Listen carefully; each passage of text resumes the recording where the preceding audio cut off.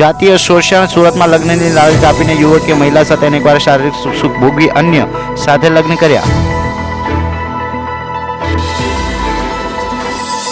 પાટણના શંખારી રણુજ વચ્ચેથી પકડાયેલા દારૂના કેસમાં 6 આરોપીના આગેતરી જામીન અરજી સેશન કોર્ટે ફગાવી.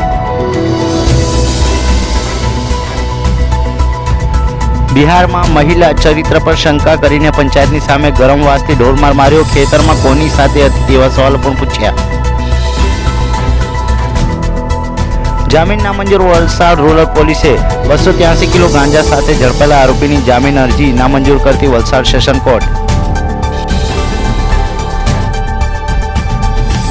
ખેડૂતો માટે રાહતના સમાચાર. તલાલાના 25 ગામની સરકારી મંડળીઓમાં ખેડૂતોના શેડો એકાઉન્ટ ખોલવાનો પરિપત્ર રદ. પાલિકાની ગંભીર બેદરકારી. હળવદ પાલિકા સંચાલિત સ્મશાનમાં છેલ્લા 15 દિવસથી લાકડા છાણા ન હોવાથી અંતિમ ક્રિયામાં મુશ્કેલી.